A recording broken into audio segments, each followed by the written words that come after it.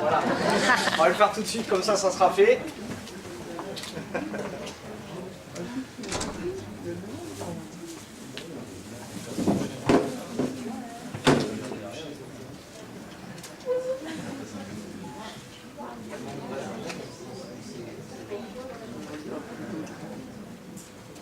Voilà, voilà, c'est bon.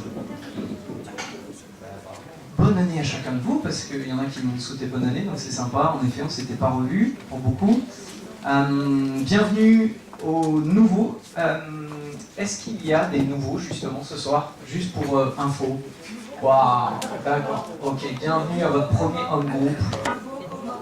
Nouveau, première fois que vous venez au home group. Première fois. Très bien, bienvenue à chacun de vous. Je suis heureux de vous accueillir. Donc, le home group au Lyon Centre, c'est une fois par mois. Et depuis le début de l'année, on fait un petit peu des cours de théologie, d'exégèse ensemble. C'est-à-dire, on étudie la parole de Dieu d'une manière un peu plus poussée, en utilisant l'exégèse, donc c'est-à-dire l'étude de la parole de Dieu. Qu'est-ce qui est dit dans la parole de Dieu? Bonsoir. Et puis la théologie, c'est-à-dire la réflexion, l'intelligence. Qu'est-ce que concrètement cela nous dit?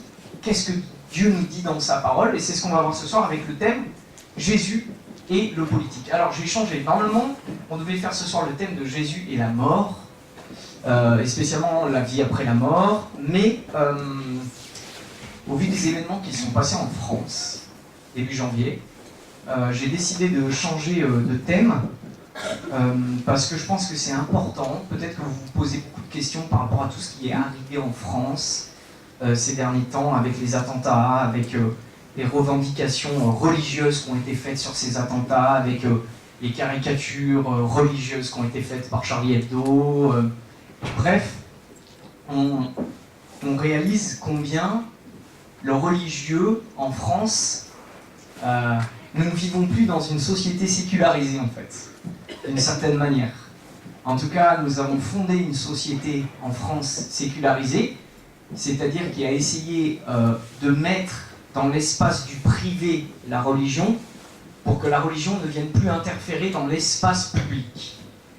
Et on réalise avec l'arrivée de l'islam, particulièrement, que en fait, le religieux vient dans l'espace public revendiquer un espace. Et il est vrai que le catholicisme et le protestantisme, qui étaient les religions dominantes, la religion dominante en France, depuis 1 ou 2 siècles, la religion catholique a quand même eu tendance à accepter le principe quand même du retrait et d'une mise en arrière de la revendication religieuse dans l'espace public, c'est-à-dire dans le politique, dans les lois, dans le gouvernement, dans tout ce genre de choses. Et on voit une religion qui arrive aujourd'hui et qui émerge en France, qui est l'islam, qui, elle, a beaucoup plus de mal à s'intégrer dans la laïcité, ce qu'on a appelé la laïcité.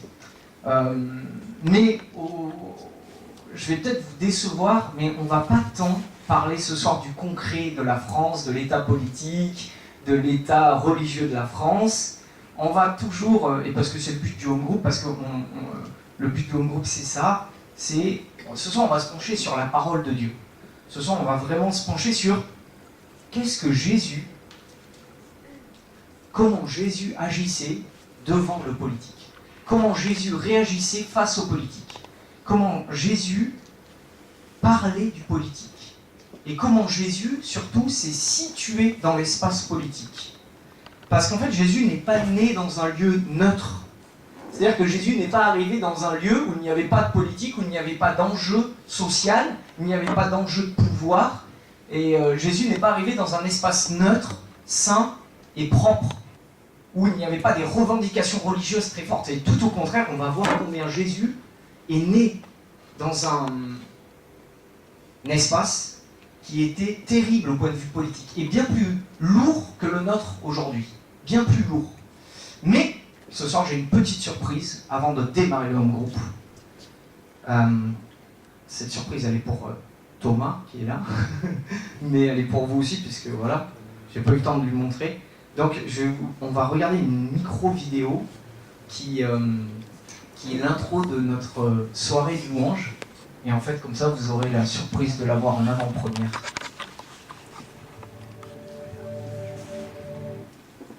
Ça marche pas. Ah, c'est toujours comme ça la technique. Non, mais je comprends pas pourquoi par contre ça marche pas. Alors, attends. À droite, Tom. Ah là, pas la même.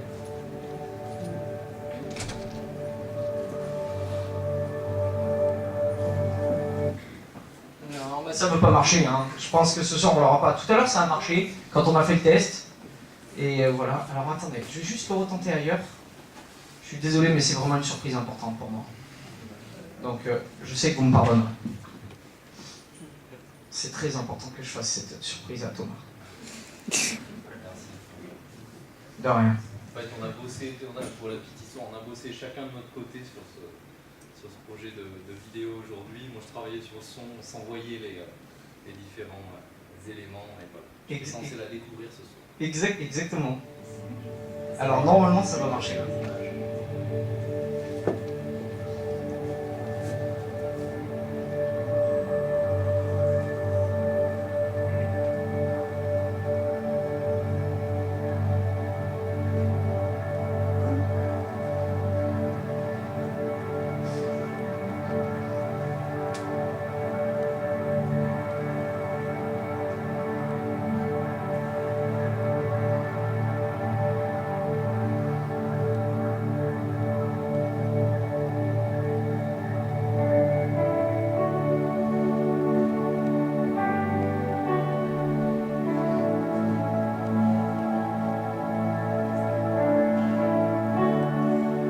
Des fautes, hein. Désolé, c'est écrit cet après-midi. Ne vous inquiétez pas, ça va être corrigé.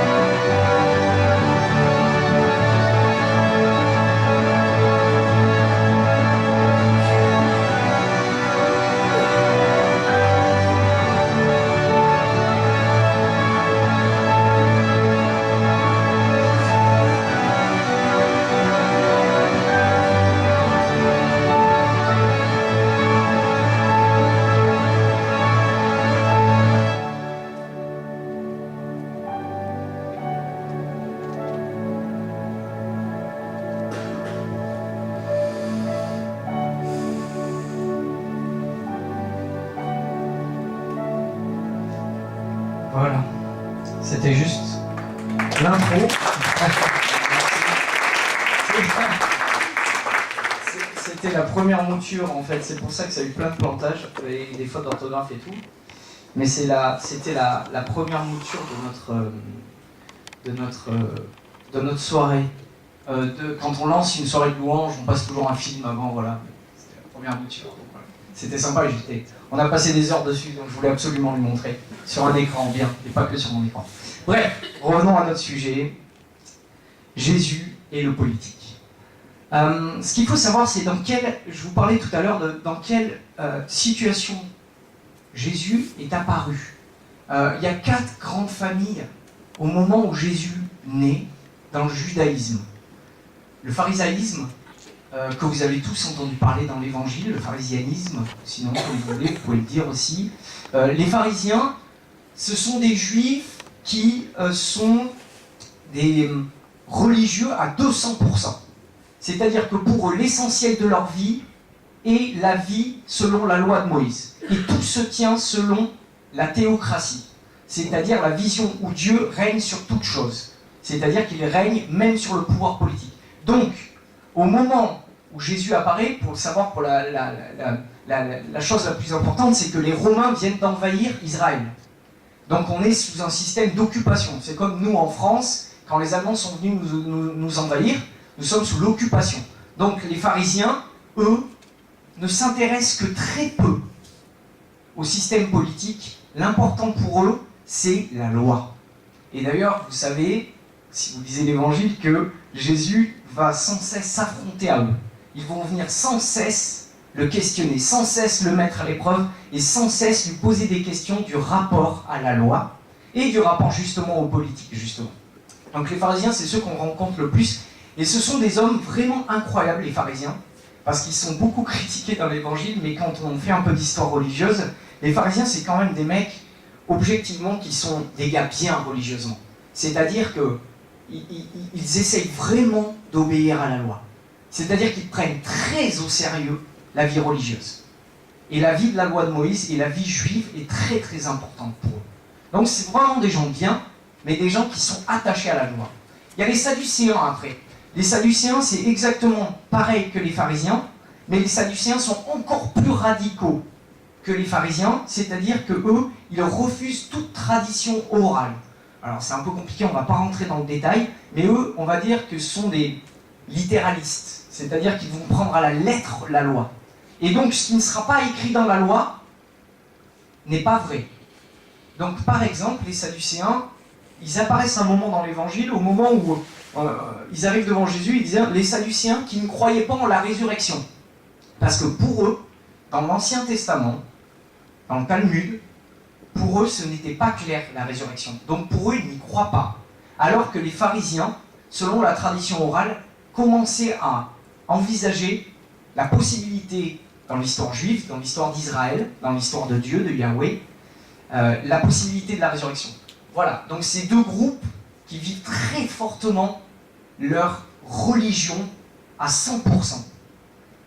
Va apparaître un autre groupe, un troisième groupe qui s'appelle les zélotes. Les zélotes, ce sont des gens qui, pareil, de la même façon, vivent religieusement, mais eux considèrent que l'invasion des Romains n'est pas de principe, n'a pas de substance et de principe à accepter, donc il faut les rejeter dehors. Ils voient dans les Romains un ennemi à mettre dehors au nom même de Dieu. C'est-à-dire que pour eux, il faut prendre les armes. Pour eux, il faut mettre dehors, au nom même de la foi, au nom même de la loi, au nom même de Dieu, il faut mettre dehors les Romains.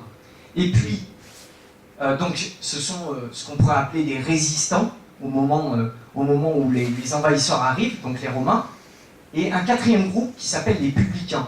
Publicains, on va vite comprendre ce que c'est, ça vient de public en latin, et public, ça veut dire les gens, des Juifs, qui ont collaboré avec les Romains, et qui s'occupent justement de la gestion de l'espace public entre les Romains et les Juifs. Et donc, ce sont des gens qui collaborent, ce qu'on pourrait appeler les collabos. Donc, il y a les collecteurs d'impôts, les gens qui viennent, au nom des Romains, prendre l'argent aux Juifs, et ce sont des gens qui, comme vous pouvez l'imaginer, ne sont pas du tout aimés.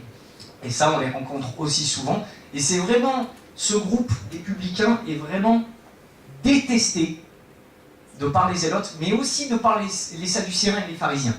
Ils sont vraiment détestés, les publicains. C'est vraiment pour un juif, pour les juifs orthodoxes, on va dire que les publicains, c'est ceux qui ont renié la loi, ceux qui ont renié Moïse, ceux qui vraiment sont des gens, devant Dieu, ils ne tiennent pas debout, quoi. Vous voyez qu'il y a 4 familles qui apparaissent dans l'Évangile, où Jésus arrive dans ce milieu-là. Et en plus, vous rajoutez une cinquième famille, mais qui est à part, mais qui n'est pas juive, les Romains. Donc vous verrez apparaître aussi durant l'Évangile ce groupe des Romains, c'est-à-dire des centurions qui vont venir voir Jésus. Vous allez avoir au pied de la croix un soldat romain, vous allez les rencontrer, on va rencontrer Pilate, on va rencontrer d'autres Romains. Bref, vous voyez que Jésus apparaît dans un lieu où le peuple juif est assez divisé en fait. Assez divisé. Et c'est compliqué. Parce que vous voyez qu'on vit dans un monde où on est dans une instabilité perpétuelle. C'est-à-dire que ce n'est pas un moment de paix politique où Jésus arrive. Et pourtant, dès que Jésus va apparaître et qu'il va commencer ses premières prédications, lorsqu'il va commencer à prêcher le royaume de Dieu, Jésus va avoir affaire aux politiques, aux problèmes du politique, c'est-à-dire au système de l'ingérence, au système de est-ce que Jésus va monter une armée, est-ce que Jésus va monter avec lui suffisamment le peuple de son côté pour pouvoir sortir l'envahisseur, est-ce que Jésus va collaborer avec César, est-ce que Jésus va, prendre des décisions politiques qui vont apporter le salut à Israël. Et Israël attend un Messie politique. Il faut bien comprendre que Israël attend un Messie politique. Et quand Jésus apparaît, on va le mettre à l'épreuve pour savoir comment il va se situer. Et donc on va regarder tout de suite un premier évangile où Jésus a affaire à un rapport au roi. Donc c'est dans Luc, et dans Luc 31. À ce moment-là, quelques pharisiens s'approchèrent de Jésus et lui dirent « Pars d'ici, va-t'en ailleurs car Hérode veut te faire mourir. » Jésus leur répondit « Allez dire à cette espèce de renard, je chasse des esprits mauvais, et j'accomplis les guérisons aujourd'hui et demain, et le troisième jour, j'achève mon œuvre. » Là, nous avons typiquement un exemple d'une question politique et d'une réponse de Jésus. C'est-à-dire, des pharisiens viennent voir Jésus en lui disant « Fais gaffe, le pouvoir politique en place, le roi Hérode, veut te faire tuer, qu'est-ce que tu vas faire ?» Et Jésus va se situer d'une manière absolument unique par rapport à ça.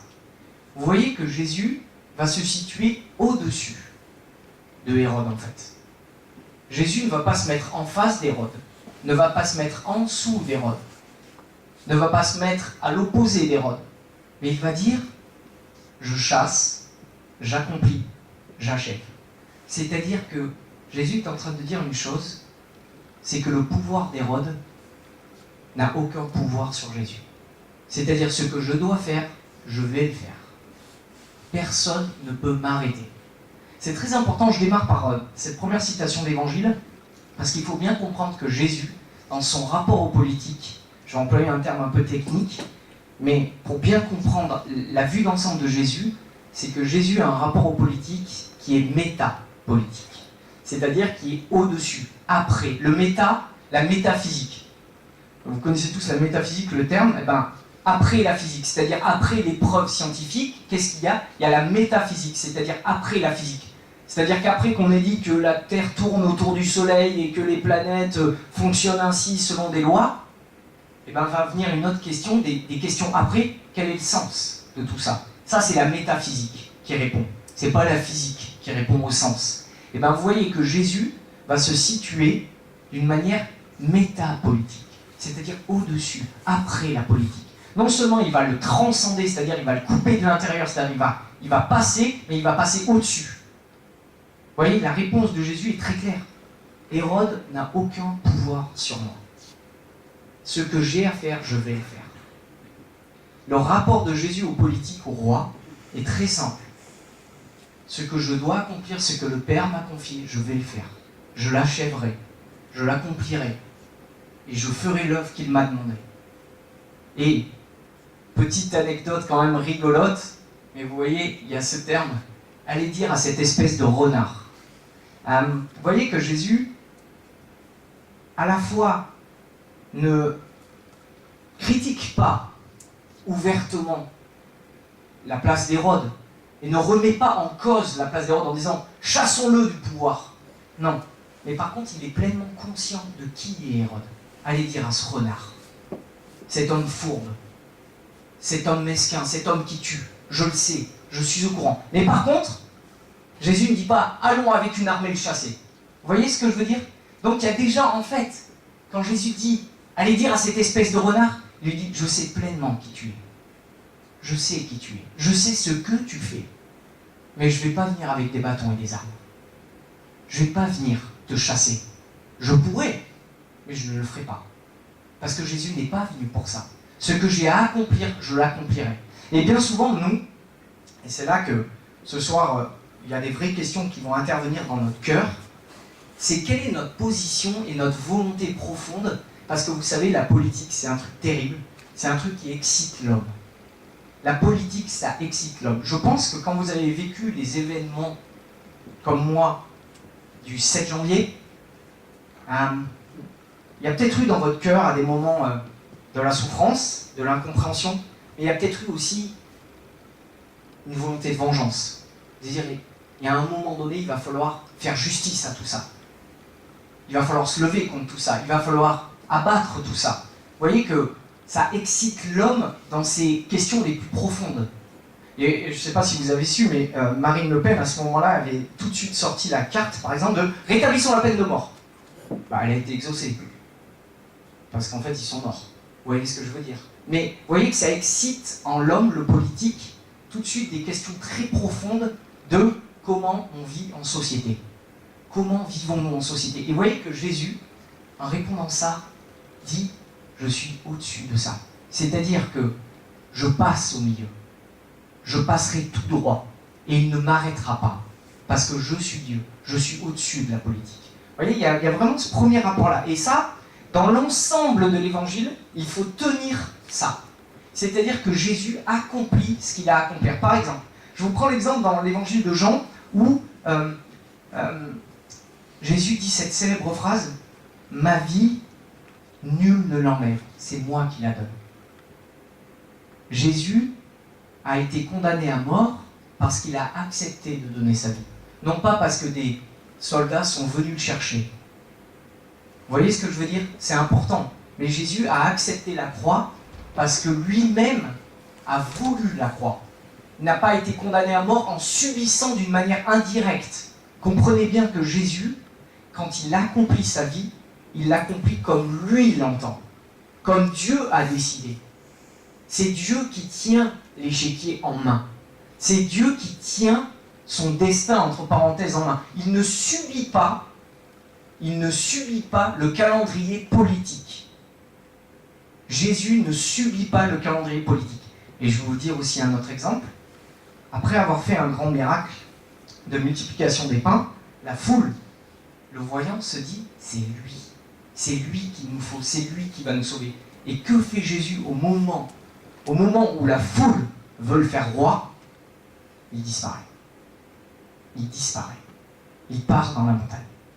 Vous voyez que Jésus, lui et lui seul, décide de sa royauté, de son pouvoir, de sa force, de la manifestation de ce qu'il veut dire, de ce qu'il veut faire. Et il n'est pas dépendant de l'agenda politique. Et ça, c'est très important pour nous chrétiens. Vous savez qu'on a, dans notre vie, on a toujours affaire aux politiques. C'est-à-dire face à la loi, face à des lois, face à, par exemple, il y a des lois qui peuvent nous sembler terribles intérieurement. On peut être révolté par des lois et se dire « mais que faire devant une loi qui est devenue terrible? Qu'est-ce que nous devons faire en tant que chrétiens ?» Eh bien Jésus, rien qu'avec cette réponse, nous dit quelque chose de comment nous devons agir.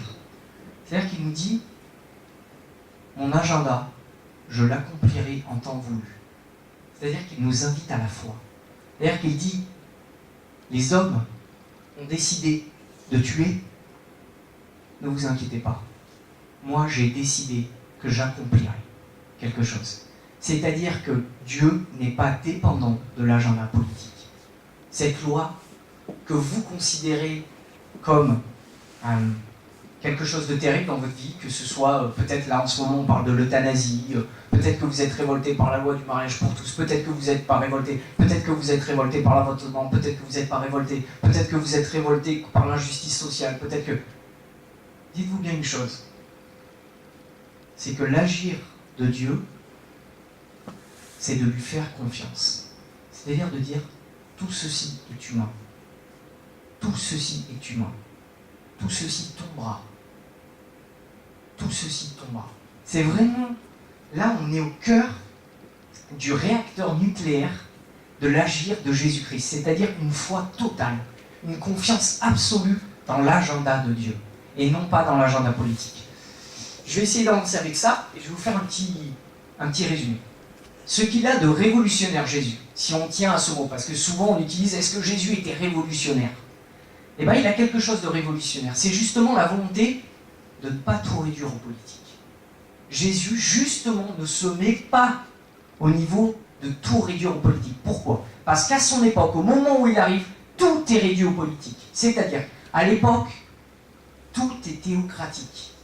Jésus vient donner de nouvelles perspectives. Théocratique, c'est-à-dire que les gens, que ce soit les Romains ou les Juifs, tout le monde considère le pouvoir politique comme théocratique, c'est-à-dire donné par Dieu ou donné par les dieux. Il faut savoir que César reçoit son pouvoir des dieux. Et vous savez quel est le nom que César se donnait? Vous allez rigoler, mais vous n'allez pas y croire, et pourtant c'est vrai. Il était le souverain pontife. Nom qu'a pris le pape ensuite. Mais à la base, c'est le nom de César, souverain pontife. C'est à la base le nom que César se donnait. C'est-à-dire souverain et pontife, c'est-à-dire le pont, celui qui fait lien entre les dieux et le peuple. Souverain pontife, c'est César. Et le pape a récupéré, il est moins utilisé aujourd'hui à part par les médias, mais c'est vrai que c'est un terme qui est utilisé par César. Et chez les Juifs, il en est de même, tout est théocratique. C'est-à-dire qu'il arrive dans un milieu où tout est réduit à la politique. Et Jésus, vous voyez, son acte révolutionnaire, c'est de dire non, tout ne se réduit pas au social. Tout ne se réduit pas au social. Tout ne se réduit pas à la communauté de vie commune. C'est-à-dire aux lois, à ce qui organise la société. Tout ne se réduit pas à ça, ce n'est pas vrai. Et Jésus, en tant que prédicateur, va venir relativiser la politique. Il va relativiser la politique, c'est-à-dire qu'il va prendre une distance avec. Et cette distance, comment va-t-il la prendre? Comme je vous ai dit, en étant métapolitique, c'est-à-dire en se situant au-dessus. En se situant au-dessus. Voilà comment Jésus se situe par rapport à la politique. Et tout à l'heure, je vous ai parlé des pharisiens, je vous ai parlé des sadducéens, je vous ai parlé des publicains, je vous ai parlé des zélotes. Ces 4 branches étaient présentes dans les 12 apôtres. Judas, le zélote. Judas était un zélote. Matthieu était un publicain. Pierre devait être sûrement, on pense, Pierre était sûrement un pharisien ou un sadducéen. Vous voyez que Jésus n'a pas ce souci du parti politique. Jésus n'a pas de souci de dire « je ne suis que de l'UMP ». Je ne veux que des gens de l'UMP avec moi, parce que sinon, les autres, je ne les aime pas. Vous voyez ce que je veux dire? Et il est possible, et on a vécu dans l'histoire, dans le catholicisme et dans le protestantisme de la même façon, des moments où la théologie a tellement été politisée qu'on a revendiqué quasiment dans des partis politiques une lecture chrétienne, c'est-à-dire de dire le bon chrétien, il vote ce parti. Vous voyez ce que je veux dire? C'est-à-dire qu'on a réduit le christianisme à de la politique et donc à un parti politique et donc à un engagement très particulier. Et Jésus n'accepte pas ça, rien que par principe en sélectionnant des apôtres justement qui étaient des différents types de vues juives à l'époque, parce qu'il va les emmener plus loin, comme je vous dis, dans d'autres perspectives, vers des perspectives du royaume de Dieu. C'est-à-dire qu'il va montrer un tout autre chemin. Voilà pourquoi la politique, Jésus ne la détruit pas. Jésus ne vient pas revendiquer l'Assemblée nationale. Jésus ne vient pas revendiquer les lois, mais pour autant, Jésus n'est pas un anarchiste. Parce qu'à côté de ça, il vit selon les lois. C'est-à-dire qu'il paye l'impôt. Jésus, on dit qu'il s'était installé, par exemple, à Capharnaüm. donc celui qui s'installe dans une ville, c'est-à-dire quand il a commencé son ministère, on dit Jésus s'était installé à Capharnaüm, c'est-à-dire qu'il avait dû prendre une petite maison, il avait dû sûrement, à l'époque, avant 30 ans, faire une petite société, entre parenthèses, de charpentier, sûrement comme son père, parce que ça devait être ça, il avait dû apprendre, et donc c'est-à-dire que Jésus n'était pas un anarchiste en dehors de la société non plus, il payait l'impôt. Et deuxième chose, il allait au temple, il allait prier au temple, on le voyait prier au temple, il payait au temple. Vous voyez ce que je veux dire? C'est-à-dire que Jésus vit aussi pleinement dans son monde, mais il est au-dessus du politique.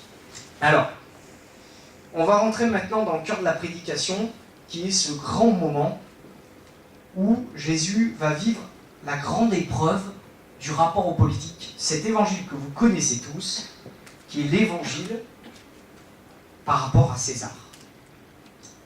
S'étant postés en observation, les scribes et les grands prêtres envoyèrent à Jésus des indicateurs jouant les justes.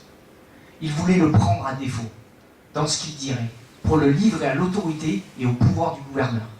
Bon, regardez ce début d'évangile, que vous connaissez tous.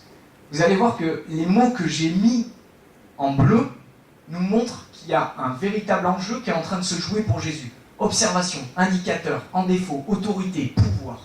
J'aurais même pu mettre gouverneur. Vous voyez que d'un coup, Jésus est en train d'être pris en tenaille par des gens pour le piéger dans le politique, pour vraiment le réduire à rien, c'est-à-dire le prendre à défaut, le prendre en faute et lui dire « Alors, comment on fait maintenant avec la politique ?»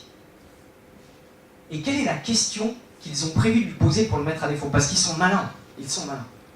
Ils lui posèrent cette question. « Maître, nous savons que tu parles et enseignes de façon correcte, que tu es impartial et que tu enseignes les chemins de Dieu selon la vérité. Nous est-il permis, oui ou non, de payer l'impôt à César ?» J'ose imaginer la scène où là, quand ils sont arrivés devant lui, Jésus devait avoir une petite foule autour de lui, il a dû se faire un grand silence. Parce que là, c'est vraiment la question piège. Parce que si Jésus répond qu'il veut bien payer, qu'il faut payer l'impôt à César, c'est un collaborateur. S'il dit non, c'est un zélote, c'est-à-dire qu'il est passible de prison. Et c'est donc un homme qui appelle à la révolte, et qui peut donc être condamné selon la loi romaine. Bref, la question, quoi qu'il arrive, est piégée. Parce que quoi que réponde Jésus, oui ou non, il sera piégé. Soit ce sera un collaborateur, c'est-à-dire qu'il est sorti, il a renié son judaïsme, soit c'est un zélote, c'est-à-dire qu'il peut être condamné par l'armée romaine à mort. Bref, ils ont trouvé la question parfaite, politique, pour le tuer.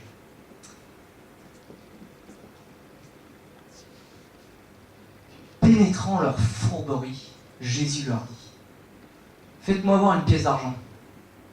De quoi porte-t-elle l'effigie et l'inscription ?» Ils répondirent de César. Alors, ce passage de l'Évangile est absolument époustouflant. Époustouflant. Pourquoi? Jésus commence par répondre en leur disant « Vous venez me poser la question donc de l'impôt, de l'argent. Faites-moi voir une pièce. » Qu'est-ce que ça veut dire? Jésus n'a pas d'argent sur lui. Jésus est au-dessus de tout ça.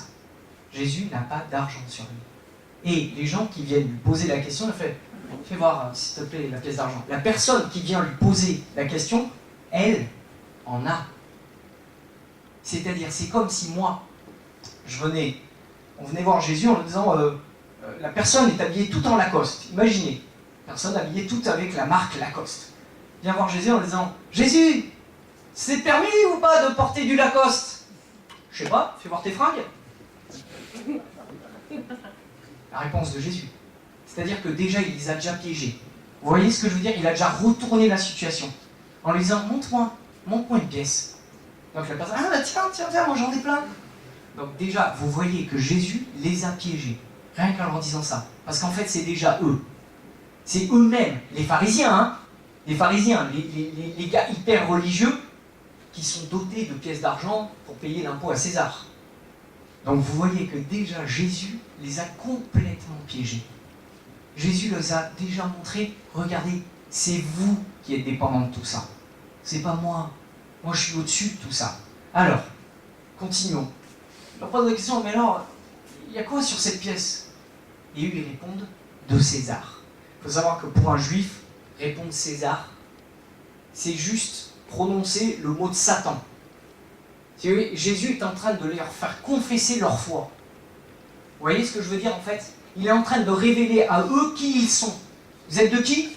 De César. Alors qu'ils viennent au nom de Dieu. Vous voyez comme il a retourné la situation. Vous voyez comment Jésus, en fait, a pris cette situation qui était devenue impossible pour la retourner contre eux en leur montrant leur vérité, en fait, de qui ils sont. Vous êtes de qui? De César. Voilà. Donc Jésus a pris cette pièce, et a pris cette pièce de eux, pour leur dire, vous êtes de qui? Nous, on est de César. Vous voyez que Jésus, déjà, a répondu à la question. Mais c'est pas fini, il leur dit.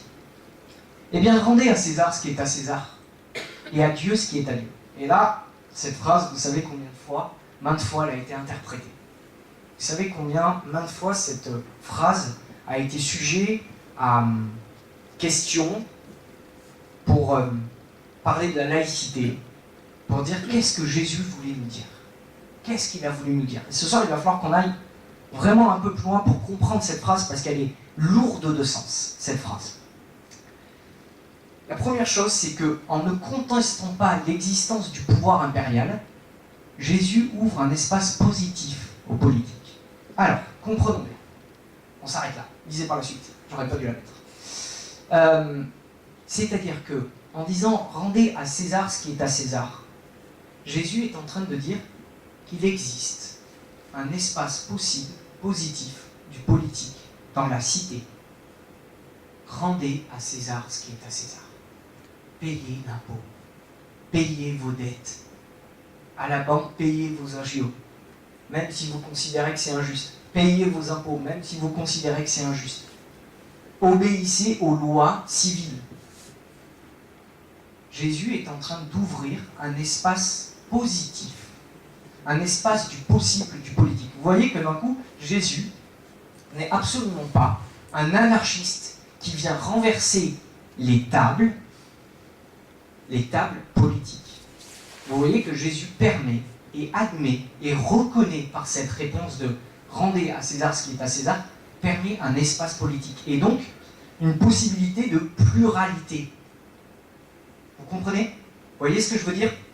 Quand Jésus dit « rendez à César ce qui est à César », il donne à l'homme cette possibilité de s'organiser comme les peuples le souhaitent politiquement, d'une manière, c'est-à-dire démocratique, ou d'une manière avec un roi, avec un président, avec des élections, avec un dictateur. Bref, Jésus dit, il est possible dans une société de s'organiser. Rendez à César. Et quand vous vivez dans cette société, vous y vivez. Et ne cherchez pas à croire que moi je sois venu pour renverser ce pouvoir-là. Mais il n'en a pas fini avec ce pouvoir. Mais il n'en a pas fini. Parce qu'il ne s'arrête pas là, Jésus. Parce que s'il s'était arrêté à rendez à César ce qui est à César et qu'il aurait mis un point, alors il y aurait plein de problèmes. Parce que ça veut dire qu'il aurait donné tous les pouvoirs à César. Et que nous aurons dû tomber à genoux devant César. Nous aurons dû nous mettre à genoux. Nous aurons dû l'adorer, comme César le demandait. Mais Jésus n'en a pas fini. Il dit, mais rendez à Dieu ce qui est à Dieu. Ça veut dire, en demandant de rendre à Dieu ce qui est à Dieu, il affirme qu'aucun César ne peut prétendre être le maître absolu des hommes, car seul Dieu demande le tout de l'homme. Jésus s'oppose ainsi à toute adoration de César et ramène le politique à ce qu'il est, une activité humaine que le royaume de Dieu pénètre comme toute réalité. Je vous ai essayé de vous donner la définition, vous voyez? C'est-à-dire que quand Jésus conclut sa phrase « Rendez à Dieu ce qui est à Dieu », il relativise César. Il dit certes, il existe un espace politique positif, mais rendez à Dieu ce qui est à Dieu. C'est-à-dire jamais ne soyez soumis dans le sens de l'adoration aux autorités politiques. Jamais donnez vos vies au pouvoir politique. Ne vous mettez pas à genoux devant les pouvoirs politiques, devant les puissants de ce monde. Rendez à Dieu ce qui est à Dieu, c'est-à-dire la seule adoration, vos vies, vos louanges, ce que vous êtes. Ne donnez pas vos vies à des pouvoirs politiques. donnez-les à Dieu. Et vous voyez que Jésus, en fait, resitue complètement les perspectives. Resitue complètement les perspectives en disant, mais attendez, mais oui, bien sûr, mais très bien, organiser la cité, César, tout ça, très bien. Et j'en ai pour preuve qu'un jour, dans l'Évangile, un homme vient voir Jésus en disant, au milieu de la foule, l'apostrophe, et lui dit, « Seigneur, dis à mon frère de partager l'héritage avec moi. » Et que répond Jésus? Parole terrible, parce que cet homme, il était venu plein de bonne volonté vers Jésus. « Non, Seigneur, mon frère, il est injuste, il n'a pas partagé l'héritage, c'est injuste devant la loi. » Je ne suis pas venu pour ça. Jésus répond ça. Je ne suis pas venu pour ça. Je ne suis pas venu pour être l'arbitre ou le juge politique de vos vies, de votre organisation sociale. Je ne suis pas venu pour juger votre démocratie ou dire si la démocratie française des droits de l'homme doit être la démocratie qui doit être exportée en Libye. Non, je ne suis pas venu pour vous dire ça. Je ne suis pas venu pour dire que le dictateur untel est pas bien ou bien. Je ne suis pas venu pour ça. Je suis venu pour le royaume des cieux. Je suis venu pour changer le cœur des hommes. Je suis venu pour apporter le pardon de Dieu dans le monde. Je suis venu pour changer le puissant, mais aussi le faible. Je suis venu pour changer les cœurs, pour annoncer la parole de Dieu, pour transcender toute chose. Et le politique n'est que le politique. Et vous voyez d'un coup qu'il est complètement relativisé. Rien n'arrête Jésus-Christ. Et le politique ne peut pas arrêter Jésus-Christ. Vous comprenez combien Dieu, ainsi, et Jésus, d'une manière absolument magistrale, répond à la question des Juifs. D'ailleurs, on ne dit pas comment ils sont repartis chez eux, mais je pense que ça devait être compliqué, la fin de soirée pour eux après. Parce que la réponse était terrible un peu. Jésus qui les voit venir et qui leur dit on peut payer l'impôt, bah, donne-moi de l'impôt, vas-y, tiens, tu le payes toi, montre-le-moi. Vous voyez ce que je veux dire? C'est que Jésus est venu faire la vérité. Jésus est venu mettre en lumière la parole de Dieu dans le monde. Jésus n'est pas venu pour régner. Vous savez, pour régner d'une manière politique. Vous savez, vous connaissez les 3 tentations de Satan dans le désert. Quand Jésus est au désert pendant les 40 jours, et bientôt on va rentrer déjà dans le carême, d'ici peu de temps, nous allons lire l'évangile des 3 tentations. Les 3 tentations dans le désert, à chaque fois, c'est 3 tentations politiques. Multiplie les pains, change ces pierres en pain, c'est-à-dire amène une solution concrète. Change ces pierres en pain, amène une solution concrète pour le monde. Quand Satan demande à Jésus de changer les pierres en pain, il est en train de lui demander d'apporter une solution concrète pour le monde.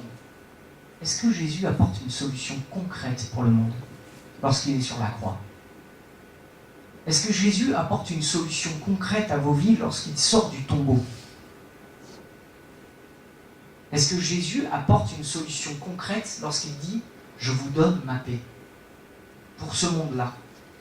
Est-ce que Jésus a instauré politiquement la paix dans le monde? Non. Jésus n'a absolument pas changé la situation politique du moment où il est venu au moment où il est parti. La situation politique n'a absolument pas changé.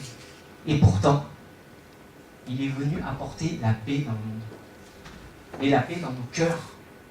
Mais la paix dans nos cœurs. La paix pour faire des hommes des frères. C'est-à-dire qu'il a transcendé toutes les barrières politiques. C'est-à-dire que déjà, même le mur des Juifs avec les païens, il l'a brisé. Le mur religieux est tombé. Vous voyez ce que je veux dire? Toute la perspective. Le changement, donc, des pierres en pain apporte une solution concrète au monde. Ensuite, Satan lui montre tous les royaumes des cieux en lui disant « Mets-toi à genoux devant moi et toute la terre je te la donne. Mais adore-moi. » C'est-à-dire adore César. C'est-à-dire adore un roi.